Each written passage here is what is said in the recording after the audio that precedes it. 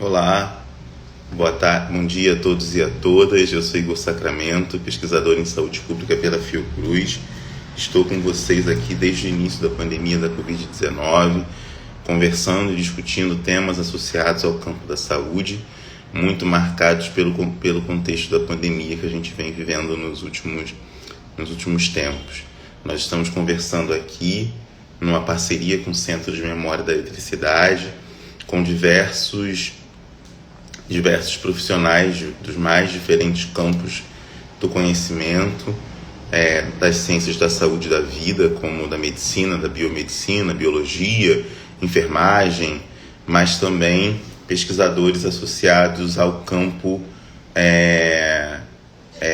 ao campo das ciências humanas e sociais, como da própria da comunicação, da educação, da história, e de conjunto de outros campos sociais que vem nesse momento debatendo a Covid-19 e seus impactos na nossa vida.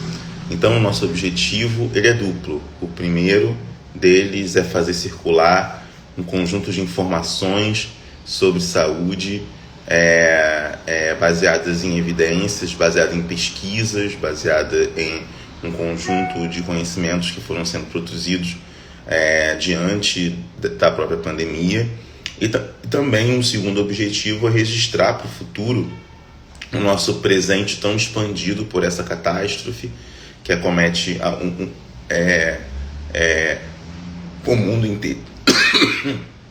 Desculpa.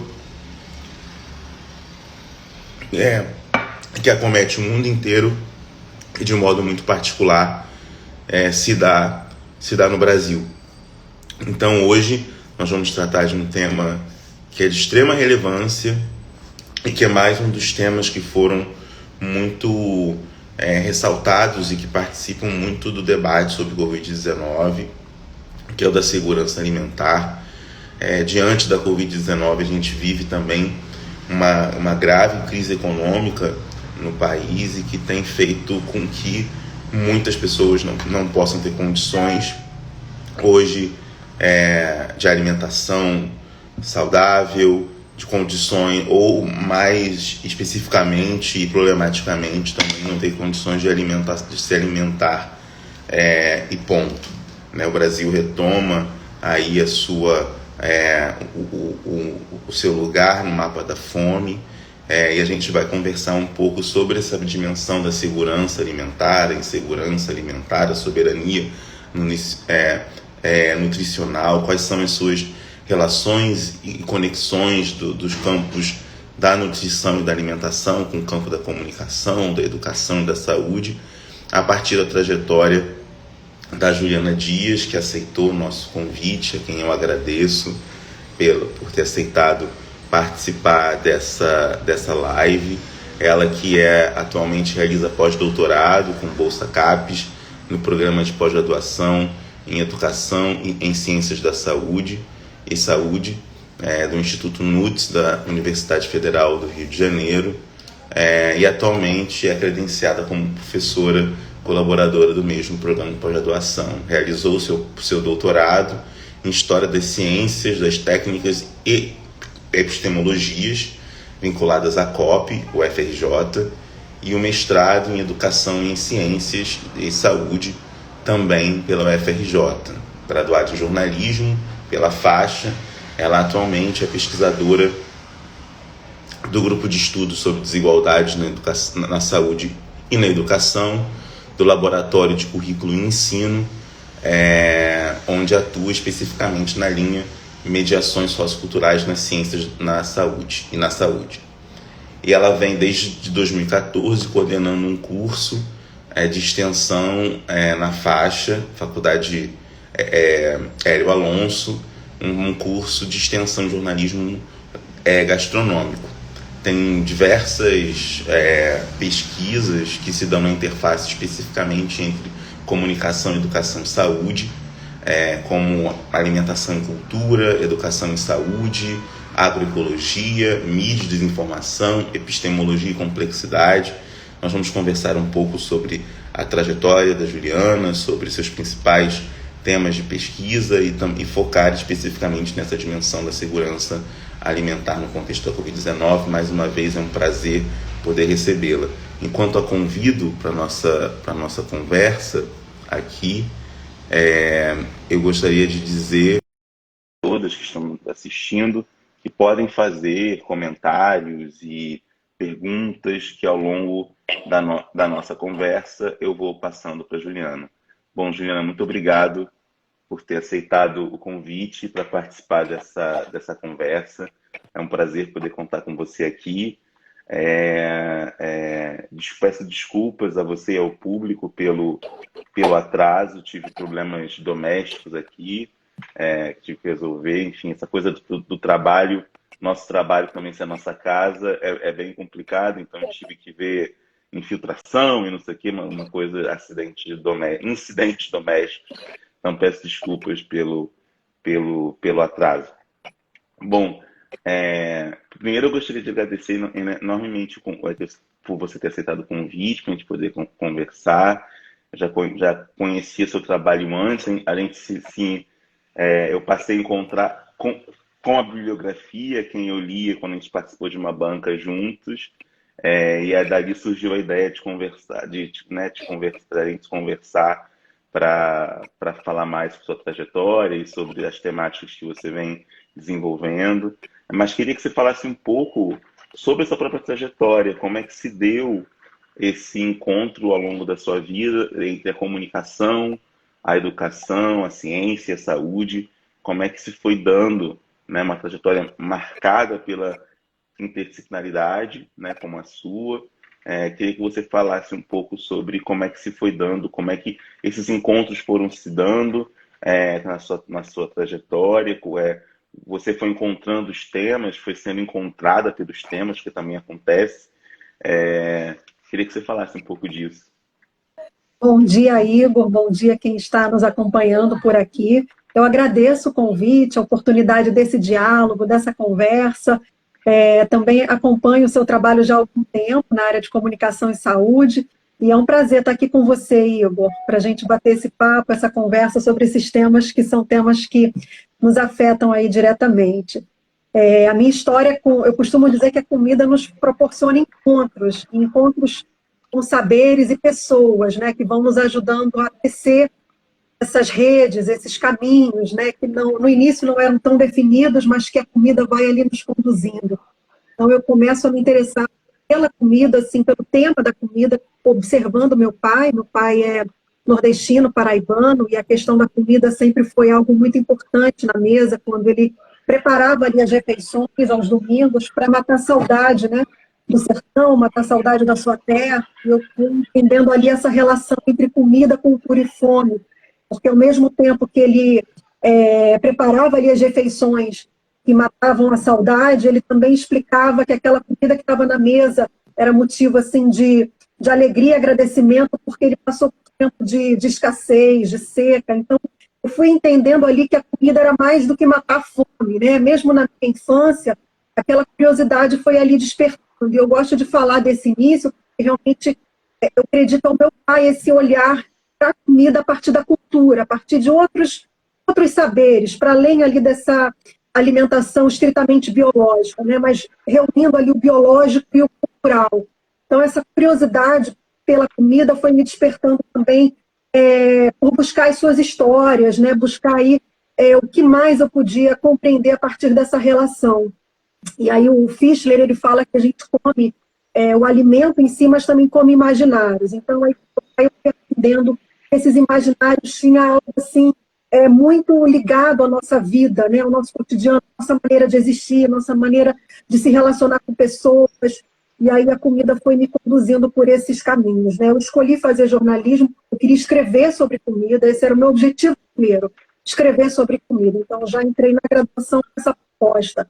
E a partir do momento que eu concluí a graduação, eu criei um informativo que funcionou por uns 6 anos, chamado Informativo Malagueta.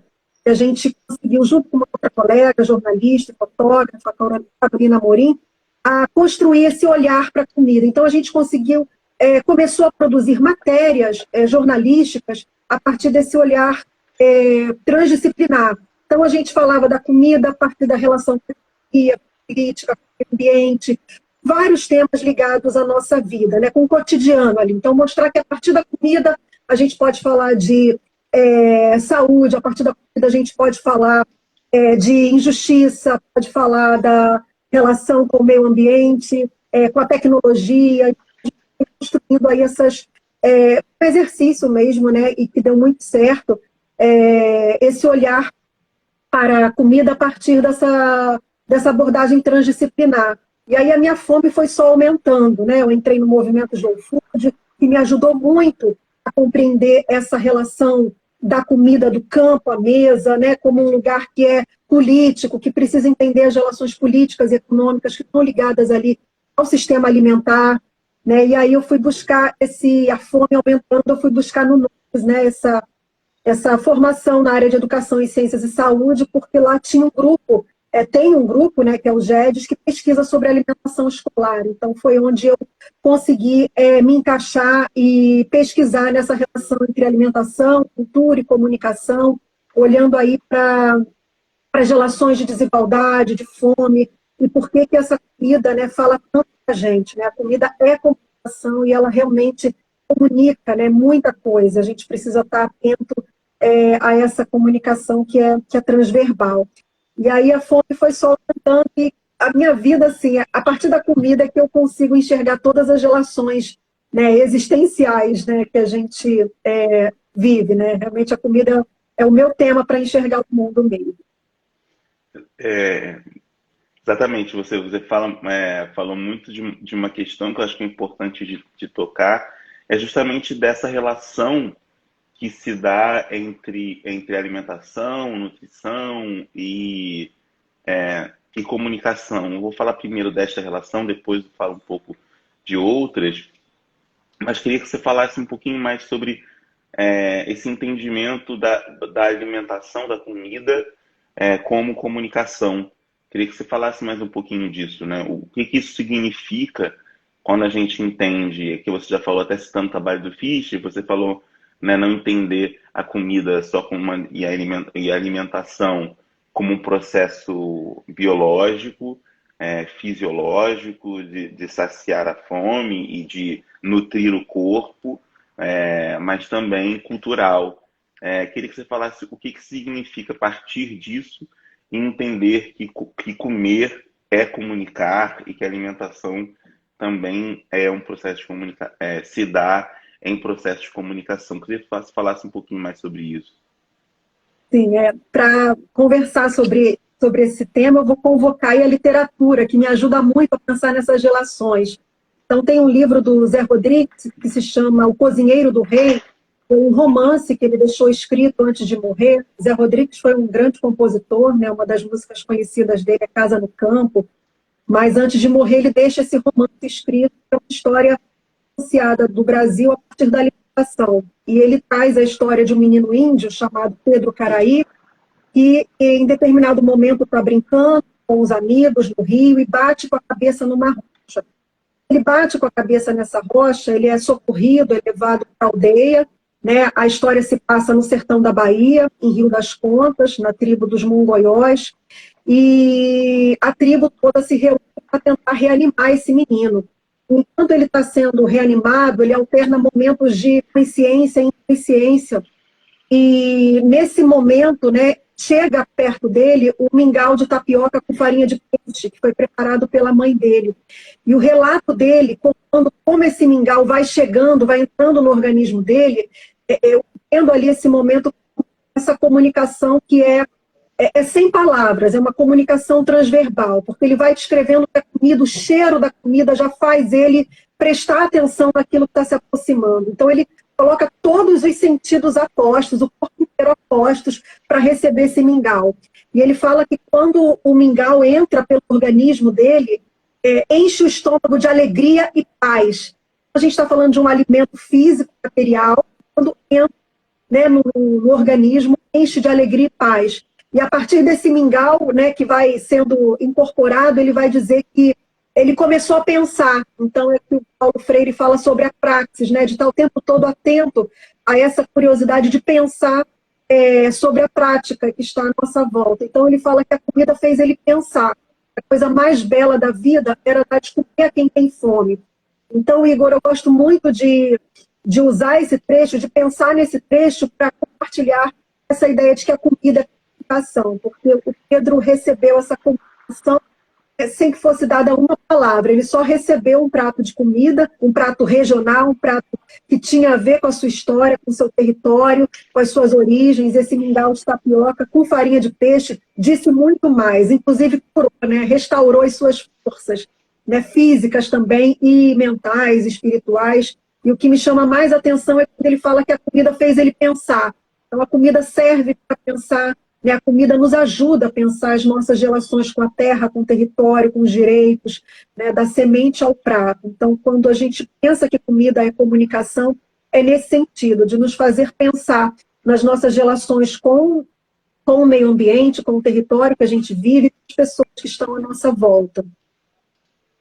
Exatamente. Você me fez, com o seu exemplo, pensar numa outra dimensão, na relação com a própria tradição. Então, talvez seja uma comunicação que se dá também, e aí me corrija, fique à vontade, uma comunicação que se dá através dos tempos, na medida em que se aprende também a cozinhar, se observa como as pessoas cozinham, tem uma dimensão aí, eu particularmente, você falou do exemplo do seu pai, eu me lembro muito de observar minha avó, baiana, que não gostava de dar receita para ninguém, então eu ficava olhando ela cozinhar, ou o pudim de tapioca, ou o bolo ou também o vatapá, e outras, eu ficava observando para poder, a moqueca, para tentar aprender pela observação. Ela falava assim, quem usa receita é porque não sabe cozinhar. É, porque quando a gente sabe cozinhar, não tem receita, tem o olho, tem o saco, tem o gosto, enfim, não fica com receita, que receita é para quem não sabe cozinhar. Ela sempre falava isso. Então tem uma dimensão, queria que você falasse um pouco dessa relação aí com a própria tradição, né?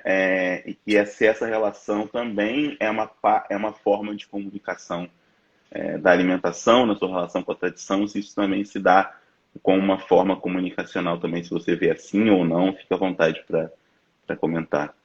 Sim, concordo com você. Essa transmissão de saberes que vai passando de geração em geração, essa tradição oral, né, que é um saber que está no corpo, né, muito, muito lindo isso, né, no corpo, na mente, na memória, e ele vai sendo comunicado não de uma forma horizontal, né, mas de uma forma dialógica, ele vai sendo compartilhado.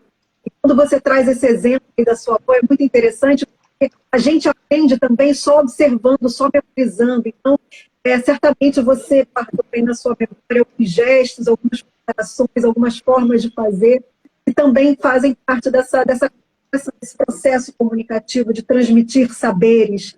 Então, essa tradição faz parte também desse processo histórico, né, e milenar, né, os saberes ancestrais que vão sendo transmitidos de geração em geração, esse diálogo riquíssimo de saberes que junta oralidade escrita e agora as mídias digitais, e é um processo que é intenso na nossa vida, né? Eu lembro de uma historiadora, Lucy Giard, que escreveu com Michel de Certeau o Artes de Fazer, Cozinhar, e ela conta uma história de que ela não sabia cozinhar e nunca se interessou, porque achava que aquilo também ia diminuir ela, né, na sua condição de mulher ali naquele contexto da França, então ela se absteve de aprender a cozinhar. Mas quando ela foi morar sozinha para estudar fora, ela se viu assim perdida de como se virar, né, como sobreviver. E aí ela vai comprar livros de receita para poder se virar na cozinha.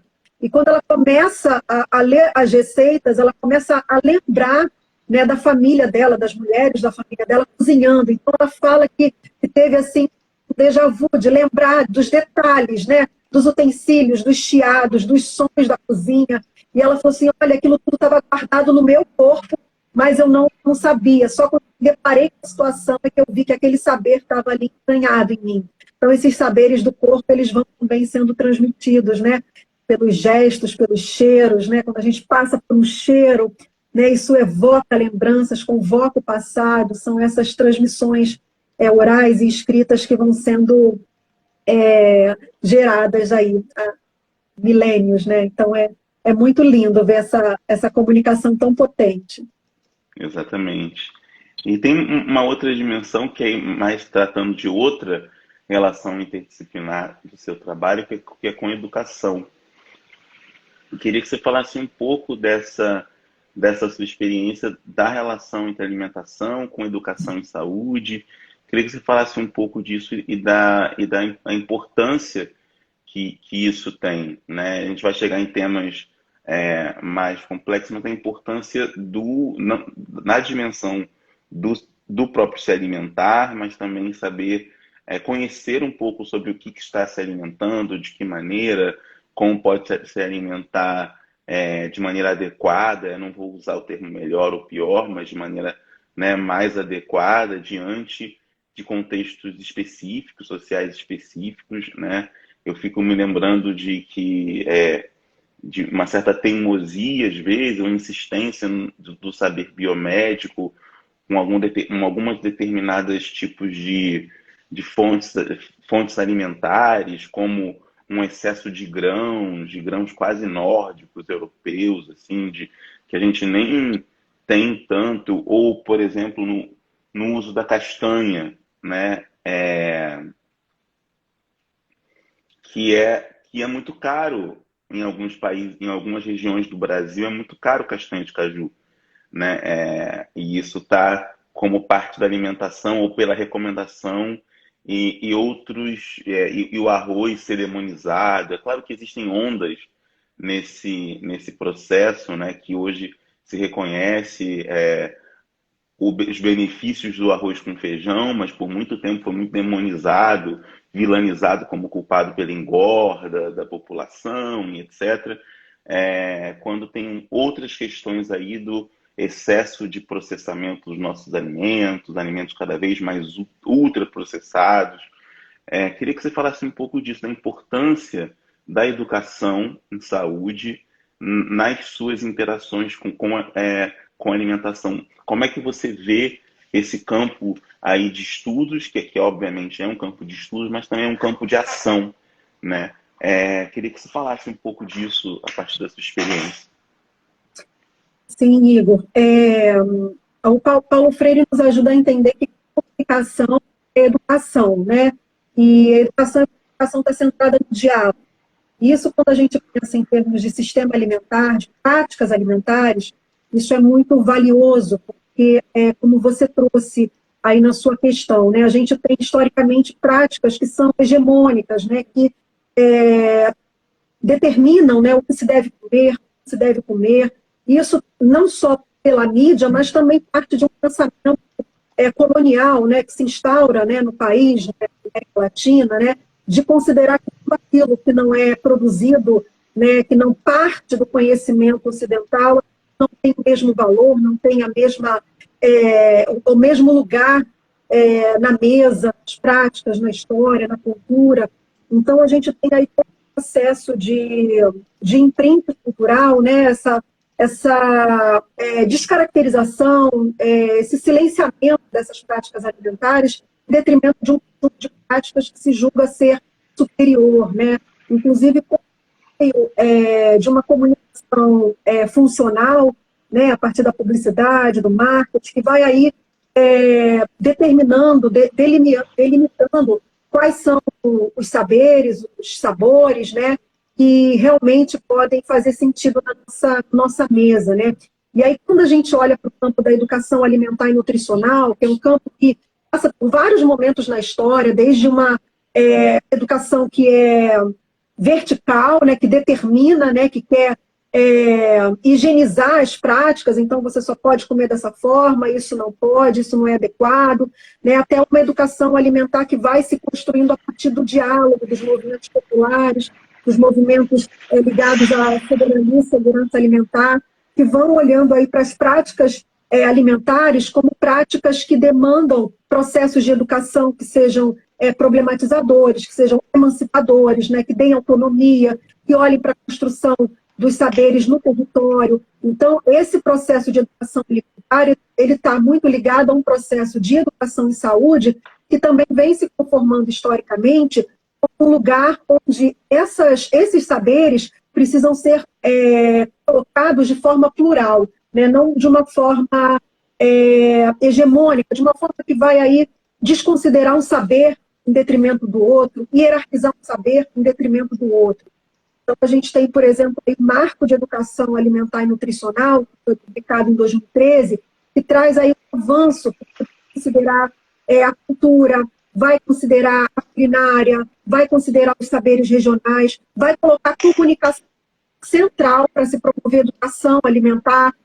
É uma comunicação que vai transmitir um comunicado, que vai impor uma mensagem, mas uma comunicação que vai construir conhecimento bom.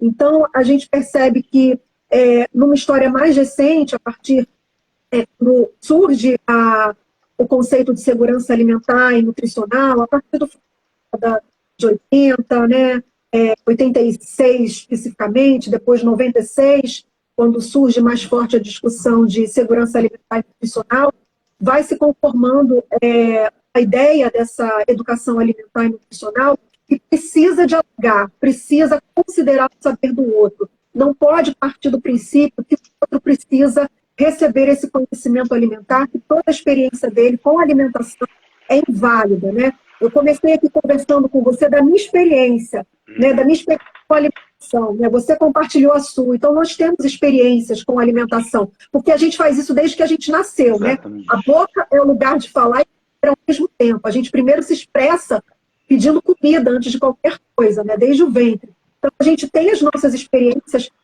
carregadas na nossa história. Então, isso não pode ser desconsiderado. E isso foi e ainda é historicamente desconsiderado, né? Tanto é que as grandes corporações supõem, né, que podem impor esse hábito de alimentos ultraprocessados e trajados como se fossem alimentos naturais, caseiros, feitos em casa, como se não tivesse nenhum tipo de malefício para a nossa saúde, para a saúde do meio ambiente, sem considerar todas as contradições, né?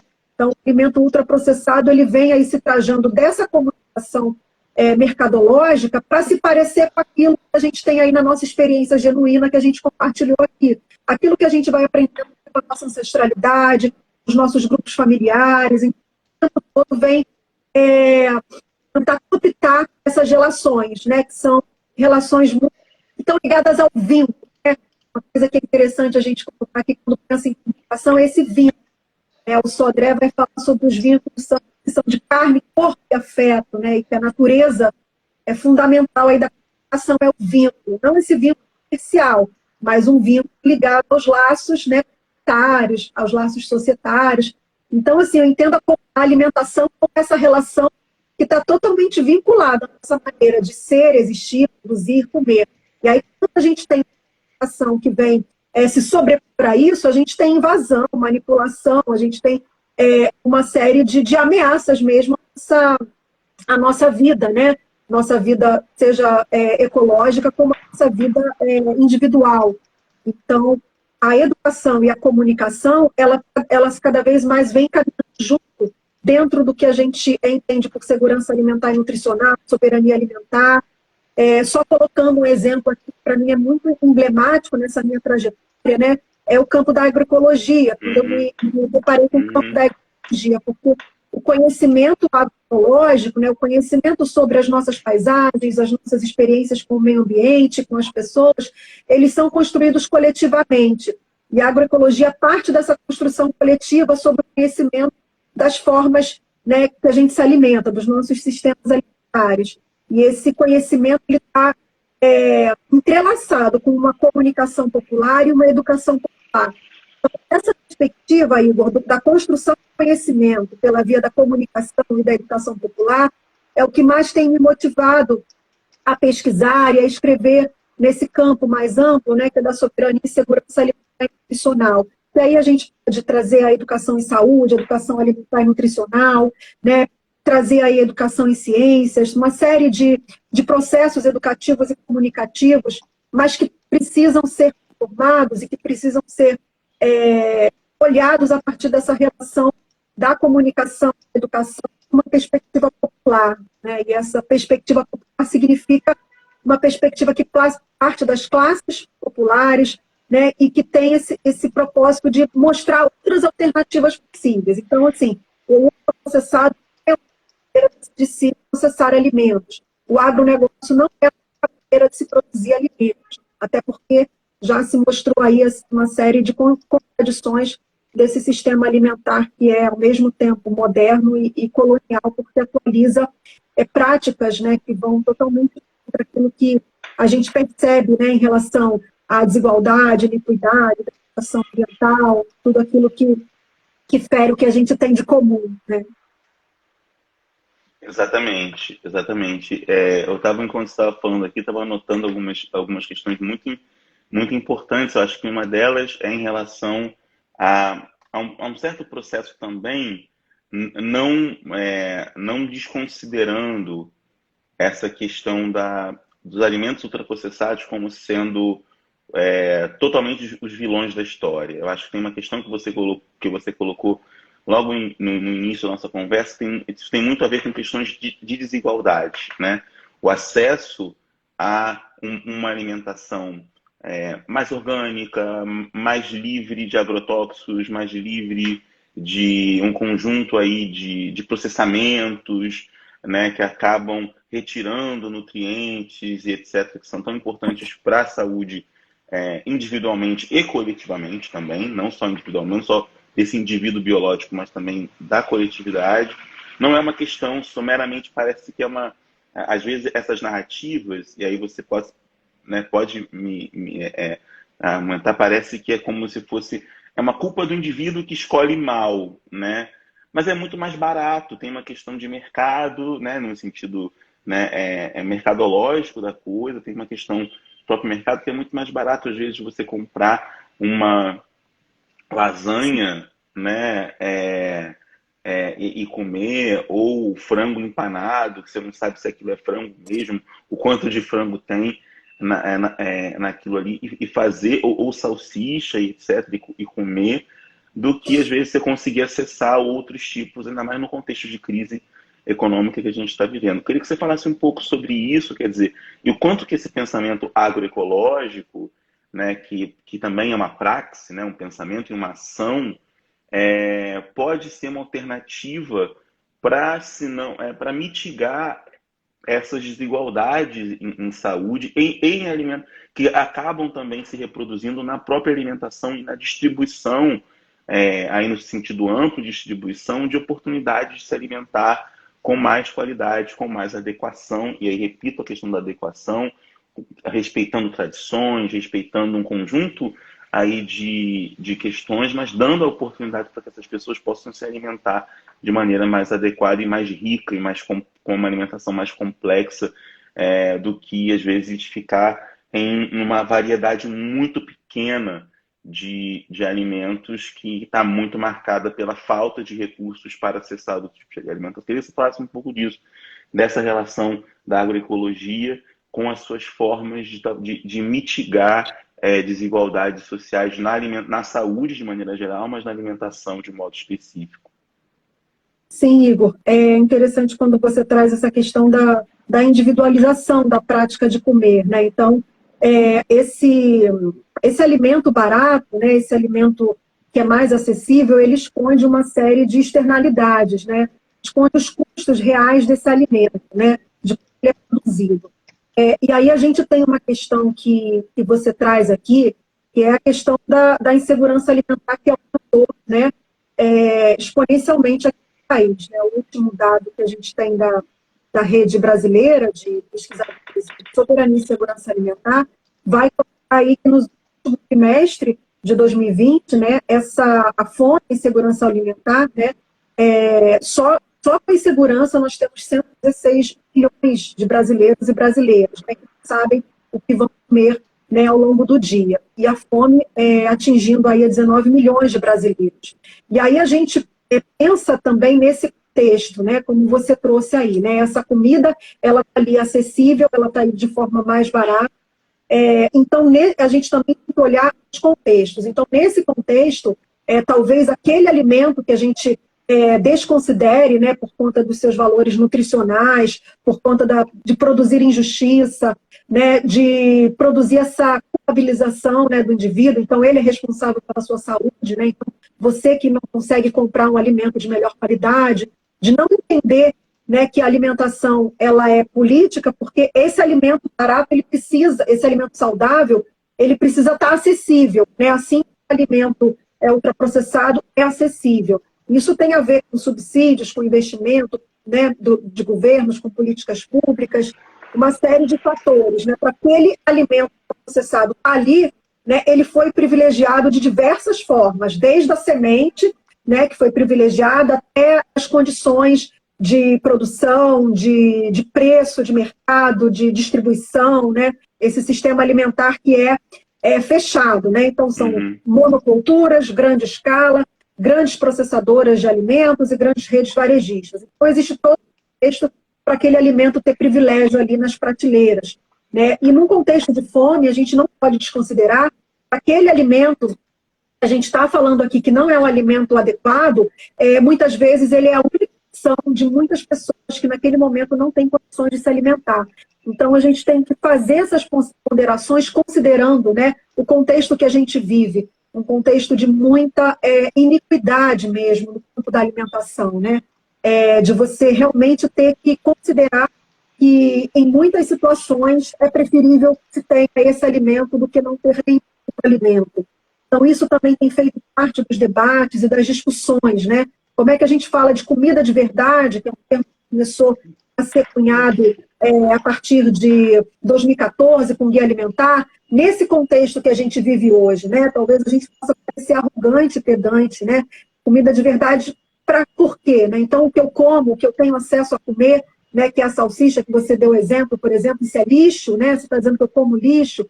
Então, é preciso muito cuidado, muita generosidade para olhar todos esses contextos, né? Entendendo que essa condição é uma condição que foi criada, não é uma condição dada, não é uma condição natural. Mas, ao mesmo tempo que a gente pondera, a gente também olha para as possibilidades de resistência, né? E aí, a agroecologia, ela vem se apresentando como essa via concreta mesmo, né? Eu queria deixar aqui exemplos que, durante a pandemia, o MST, por exemplo, distribuiu toneladas de alimentos saudáveis, de alimentos produzidos por assentamentos no Brasil inteiro, né? Experiências que mostram, né, que no meio da adversidade, no meio da fome, no meio de uma crise, né, social, política e moral, né, o MST se levanta aí como um ator fundamental para produzir e para distribuir comida saudável para a população, toneladas e toneladas. Eu não tenho aqui os dados, né, mas eu posso assegurar que foram realmente toneladas no Brasil inteiro, né? Eu produzi matérias, mas eu não lembro aqui o número. Mas isso também é uma informação bastante acessível, né? Queria destacar também a ação de movimentos, né, que estão apoiando a agricultura familiar, né? A gente tem aí, aqui no Rio de Janeiro, né, nós estamos no Rio de Janeiro, o trabalho do CEM, que é o Centro de Integração da Serra da Misericórdia, que é coordenado aí pela Ana Paula Santos, que é um projeto no Complexo da Penha, que tem atuado aí com o plantio de mudas, mas também distribuição de alimentos saudáveis para a população de favelas, de periferias, né? A gente tem um trabalho aí incrível com essas populações, articulada com outras ONGs, como o SPA, né, como o Coletivo da Terra. Então, você percebe o movimento de vários coletivos e organizações que trabalham com a agroecologia se mobilizando para mostrar que, nesse contexto, é possível distribuir comida saudável. Mas, mais que isso, né, é preciso olhar para esses movimentos como movimentos que estão criando políticas de solidariedade, que não é só esse assistencialismo, né, não é só ali matar fome, mas trazer todo esse processo de comunicação, de educação, de formação, para entender que aquela condição ali, ela não é uma condição natural, e que a gente precisa realmente lutar para mudar essa realidade, né? Esse sistema alimentar, ele precisa ser saudável, precisa ser sustentável, precisa ser justo para todos. E um outro exemplo que eu queria citar aqui do Rio de Janeiro é o exemplo do SEDAC, que é uma ONG que já trabalha há 40 anos com economia solidária e que tem também se mobilizado para a distribuição de alimento saudável, Então, perceba, nesse contexto, a gente tem uma série de organizações doando alimentos, diversos tipos de alimentos, mas esses grupos optaram por doar alimentos que vêm da agricultura familiar, né, que são alimentos sem veneno, sem nenhum tipo de agrotóxico, mas com essa finalidade educativa, né, com essa função educativa e comunicativa, de mostrar que é possível, né, a gente alimentar a população com uma comida saudável, né, com uma comida que não provenha de injustiça, que não mata nem por veneno, nem por conflito, como diz o Manifesto da Comida de Verdade, né, que promove realmente o protagonismo das mulheres agricultoras, que valoriza, né, os direitos dos povos e comunidades tradicionais. Então, a partir dessa distribuição, esses movimentos estão comunicando também uma mensagem poderosa, né, de que é possível, né, você alimentar a população a partir de outros sistemas alimentares. Verdade. Muito, muito interessante e importante você falar dessa dimensão da economia solidária e também de uma agricultura cada vez mais solidária, comunal, familiar. Como isso é muito importante e como que isso depende muito de políticas públicas mais contínuas, né? E a gente percebeu muito ao longo da própria Covid-19, nesse contexto, a gente percebeu muito a importância, né, da alimentação saudável e desse acesso, e redes de solidariedade, que embora sejam muito importantes, elas são limitadas, né?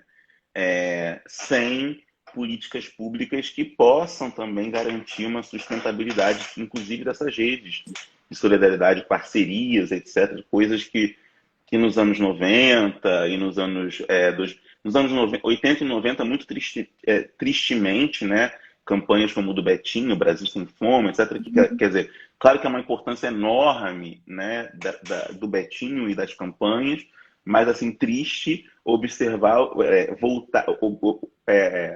olhar para esse Brasil que passa fome, nesse sentido que eu queria dizer, o quanto que é triste, e preocupante também, e que nos causa muita indignação num país como esse, com tanto potencial agrícola, com tanto potencial, né, pessoas, em uma quantidade muito grande de pessoas passar fome, né? E você me diz uma questão que, assim, que uma das saídas, portanto, é a economia solidária, é a agricultura familiar, cujo foco não está tanto no ganho, né, comercial absoluto, mas também tem outras preocupações. Queria que você falasse um pouquinho mais disso, me desculpa até fugir um pouco da nossa temática, mas me chama muita atenção essa dimensão dessa agricultura familiar com uma resposta nesse contexto de tanta crise e queria que você falasse um pouco sobre isso e como é que você vê. Eu fico vendo com um movimento ainda muito restrito, né,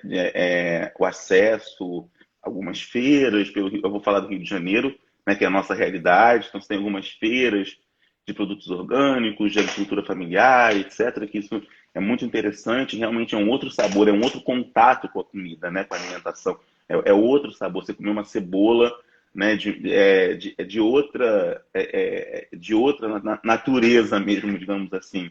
Queria que você falasse um pouco dessas iniciativas que poderiam ser mais ampliadas, né? E a gente viu que não foram as empresas de agricultura que mantiveram, né, ou foram solidárias, etc. Em geral, a maior parte das iniciativas, como você falou, veio do MST, veio de ONGs, movimentos sociais, etc., e também de coletivos que foram firmados nas comunidades, nas favelas. Vou falar muito do Rio de Janeiro, né, a importância desses coletivos na formação aí de redes de apoio e solidariedade. Queria que você falasse mais um pouco sobre isso, acho que é uma temática tão importante, tão urgente, né, que talvez no pós-pandemia que a gente não perca essa pauta, né, de discutir o acesso à alimentação, garantia da segurança alimentar de maneira ampla para a população. É muito pertinente a gente fazer essa conversa, né? Eu queria destacar o trabalho da Articulação Nacional de Agroecologia, que foi criada em 2002. Ela começa com o seu primeiro encontro nacional na UERJ, né? Um encontro que vai reunir agricultores urbanos, agricultores agroecológicos do Brasil inteiro. E essa articulação ela tem sido assim, um eixo fundamental para poder se comunicar e dialogar com agricultores e agricultoras do Brasil inteiro. E a partir desse trabalho da articulação, a gente tem uma série de produção de conhecimento sobre como esses grupos se organizam, como a agricultura familiar tem atuado em diversas regiões do Brasil. Então, recentemente foi lançada uma plataforma sobre agroecologia e saúde, com diversas iniciativas no Brasil inteiro e até fora do Brasil, na América Latina, com experiências locais de diversos grupos, né, e povos também, quilombolas, indígenas, diversos agricultores camponeses produzindo no Brasil inteiro comida saudável. Então, é uma legião de pessoas, né, que atuam no Brasil e muitas vezes, como você parece que essa atuação ela não transparece, né, porque a gente tem aí essa comunicação hegemônica que por muitas vezes limita o acesso a essas informações. Então, esses grupos estão atuando firmemente, pelo menos desde 2002, para que essa via, né, como eu coloquei aqui, essa via concreta da agroecologia seja uma realidade. Então, por exemplo, em 2014, quando foi o terceiro encontro da Nacional de Agroecologia, eles vão a comunicação como um eixo estruturante do movimento agroecológico. Vão colocar aqui esse movimento, que é também ciência, que é também praxis, né, como você também colocou aqui, fundado, movido, né, por redes plurais de comunicadores, de comunicadoras, né, que vão aí mostrando as alternativas, né, e eles também se colocam assim muito firmemente, né, em favor do direito à comunicação, esse direito à comunicação de respeito a questionar, né, essa mídia hegemônica que estereotipiza, que coloca padrões que não se conformam aí com a realidade do que é agricultura familiar. Ontem foi o Dia Nacional da Agricultura Familiar e é importante a gente lembrar esse dado, que 70% da comida que chega à nossa mesa é produzida pela agricultura familiar de base camponesa, né? E também queria falar que esse movimento, né, o movimento agroecológico, a partir da ANA, que é a Articulação Nacional de Agroecologia, e outros movimentos também que se unem à ANA, né? Eu faço parte, por exemplo, do Fórum Brasileiro de Soberania e Segurança Alimentar e Nutricional, que está atuando com a ANA em diversas frentes.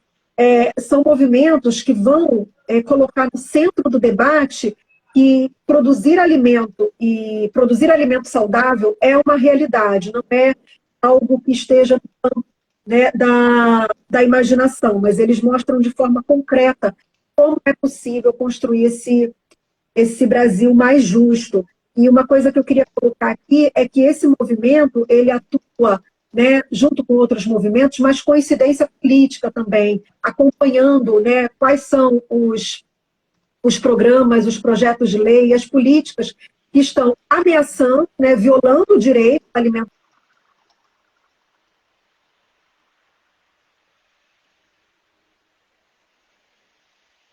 Travou um pouquinho para mim, Juliana. Não sei se foi só para mim, mas travou. Vamos guardar um pouquinho.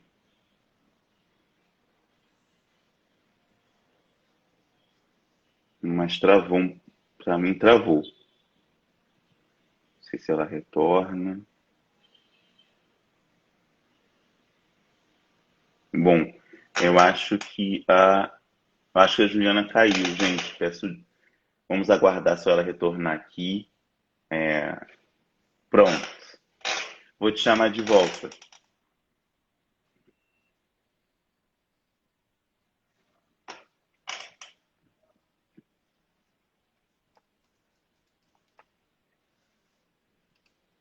Caiu o nosso tempo? Não, caiu a... Eu não sei se foi a minha que travou ou foi a sua. E Olha, aí... Mas eu tempo também ainda não não. sei. Não sei. Mas tudo bem. Coisas do Instagram e da rede. Isso. Mas então, aqui para concluir a pergunta que você traz aqui para a nossa conversa, né, olhar para esse movimento como um movimento que traz respostas concretas, que está construindo conhecimento coletivo, e a gente falou das feiras, né? Então, por exemplo, as feiras dois caminhos que vêm sendo construídos, mas até em função da pandemia, outros caminhos, né, como cestas, né, é um dos exemplos também que faz esse alimento chegar de forma saudável, mas eu entendo a sua preocupação, essa questão em relação ao acesso mais amplo da população, né? E esse acesso mais amplo, justo, né? Porque esse movimento também orgânico, né, foi ocupado também por grandes corporações, então sim, esse justo, esse acesso depende realmente de políticas públicas, e é isso que esse Tiago, né? Denunciando políticas como o pacote do veneno, que está aí para ser implementado, mas que é toda uma contramobilização, assim como também políticas que vão beneficiar o acesso a esse alimento de qualidade. Então, é uma luta muito grande, Igor, uma luta que demanda realmente engajamento da população, participação social, para que esse alimento saudável chegue para todos, né? Não somente em alguns grupos, em alguns bairros, em algumas regiões. Exatamente. Queria que você falasse agora um pouco dessa dimensão da própria Covid-19 e seus impactos nesse processo da segurança e insegurança alimentar. O que você observa pelas suas pesquisas, né, que obviamente a Covid representa talvez um dos maiores desafios para a saúde pública, né, do século XXI até agora, né, desses 21 anos do século XXI, talvez sejam os maiores desafios de saúde global, né, não só saúde pública, mas também da saúde global, e toda uma dimensão envolvendo um processo aí de, primeiramente, né, de uma garantia maior do direito humano à alimentação adequada, né, e todo um debate que foi sendo feito ao longo das últimas décadas em relação a isso, e a concretização da própria segurança alimentar e nutricional, especialmente para as populações mais vulneráveis. E a Covid-19 e as suas consequências sociais, econômicas e etc., se deram muito mais justamente nessas populações mais vulneráveis, cuja segurança alimentar e nutricional, quando havia, era muito frágil, né? Queria que você falasse um pouco disso, quais são os impactos que você observa para a Covid-19. A gente tem inúmeros exemplos, né, de alunos que iam para a escola, sobretudo para se alimentar. Claro, que a escola não é só o espaço do aprendizado, né? A escola também, você vai ali, tem a merenda, você tem o almoço, você tem todo um processo que isso desonerava famílias, especialmente num contexto. Então, quando eu fico falando, observando muitas pessoas falando, os alunos não estão estudando, isso me desespera muito, mas também tem outras questões, me desespera muito, como que eles estão comendo, né?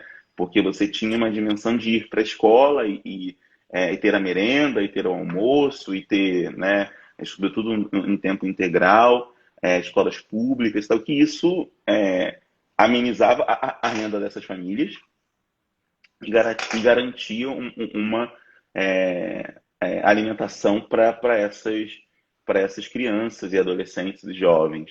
Eu queria que você falasse um pouco sobre isso, mais no macro dos impactos, né, que a Covid trouxe para essa dimensão da segurança alimentar, e qual foi a capacidade do atual governo, em termos de políticas públicas, de mitigar esses danos tão intensos, né?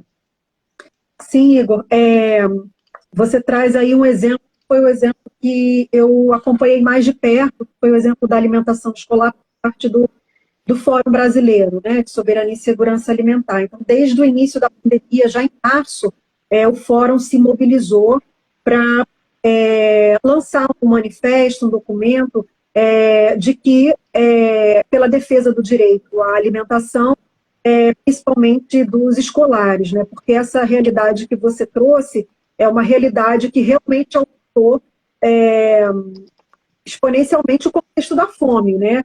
A alimentação escolar, ela garantia na escola alimentação para mais de 43 milhões de estudantes da educação básica. E como você falou, para muitos, né, no século XXI, essa ainda era a principal refeição que essas crianças e adolescentes faziam na escola. Então, o Fórum acompanhou muito de perto essa questão, né, lançando documentos que podem ser acessados também no site do Fórum, que é fbsam.org.br. Tem lá todos os documentos que foram produzidos, né, de denúncia, de alerta para estados e municípios e governo federal sobre a questão da alimentação escolar no contexto de pandemia, de garantir o direito à alimentação escolar no contexto da pandemia. E como isso se conformou?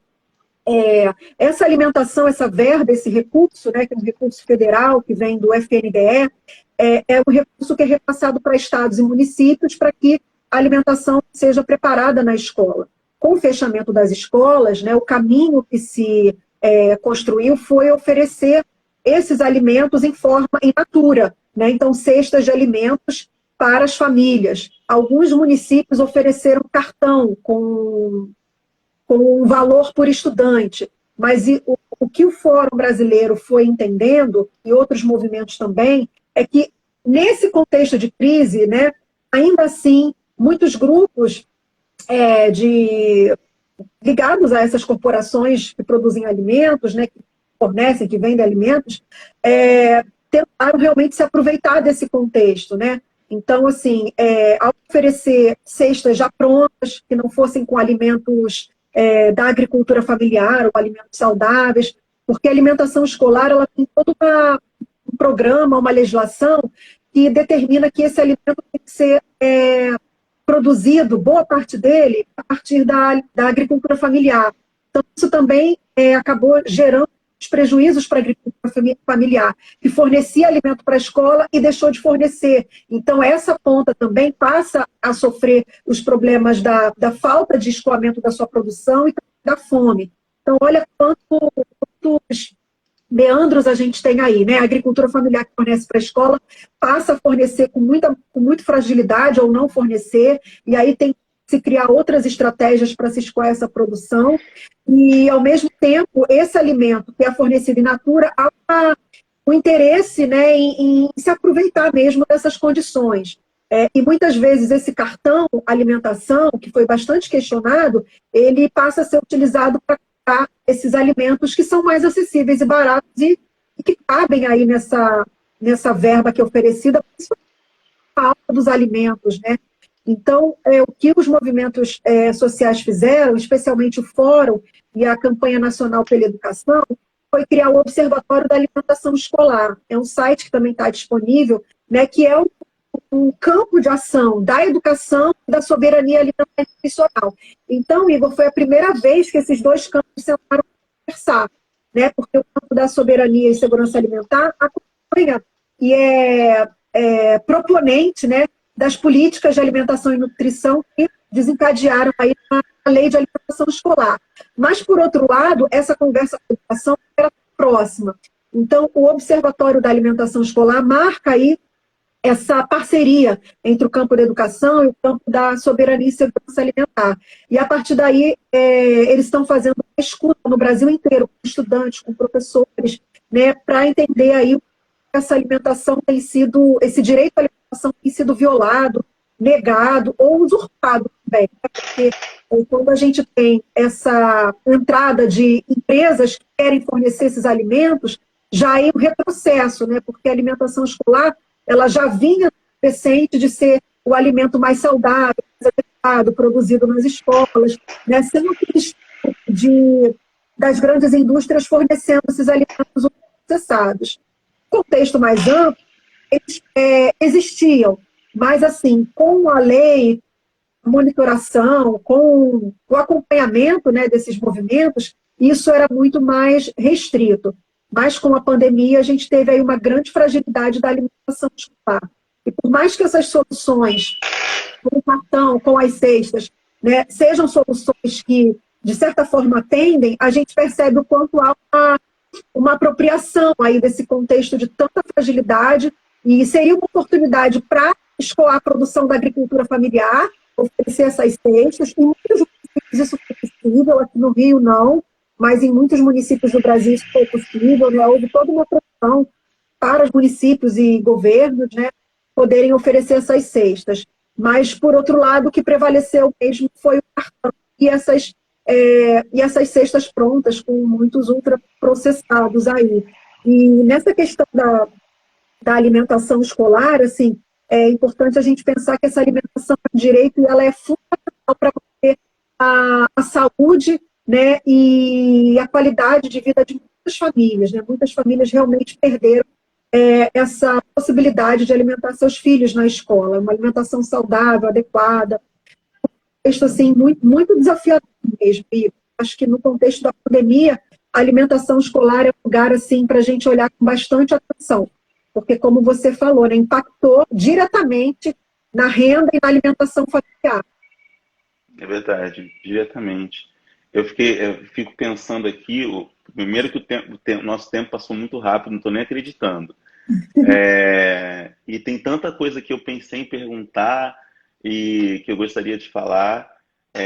Eu acho que a gente deve fazer uma nova conversa e, enfim, já te convido por aqui, a gente vê a sua disponibilidade com calma, para a gente fazer uma nova conversa, porque eu fiquei vendo quão rico são, já sabia, mas é impressionante um conjunto de questões aí que se abrem quando a gente discute essas relações de alimentação, com a educação, com a comunicação e com a saúde, né?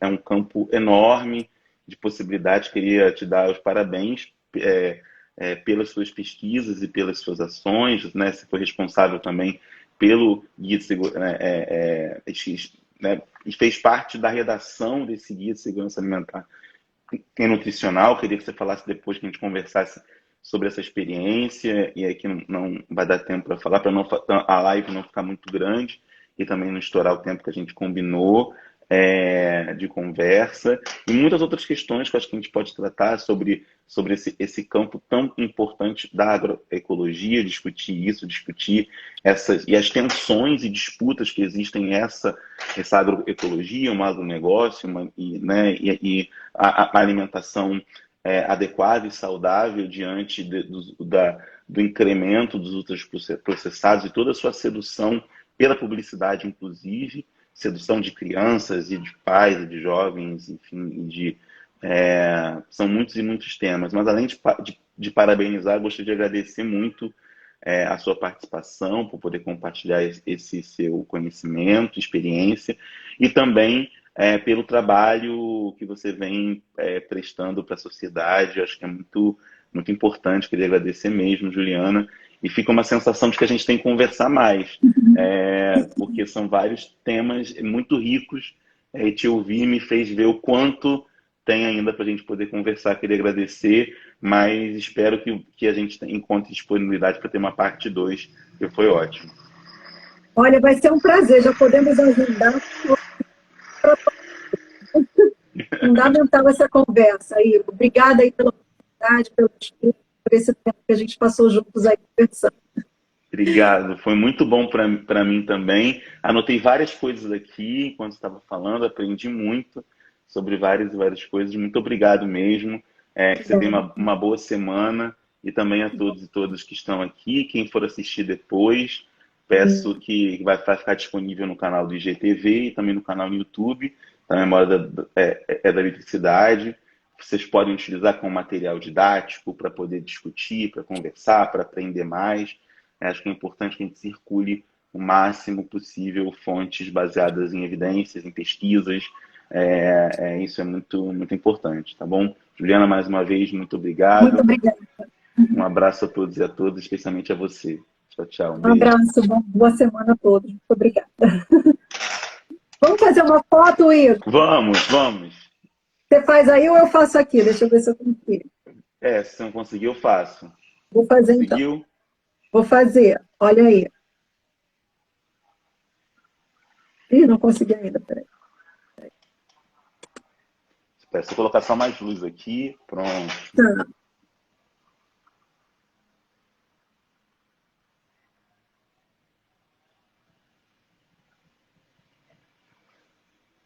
Conseguiu? Deixa eu ver se eu consigo aqui.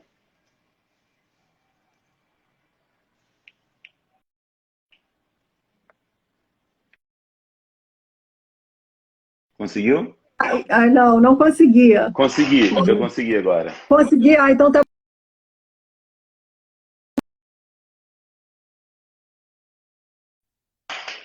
Um beijo, querida. Muito Então, beijo, obrigado. tchau, tchau. Tchau, Boa tarde. tchau. Boa tarde.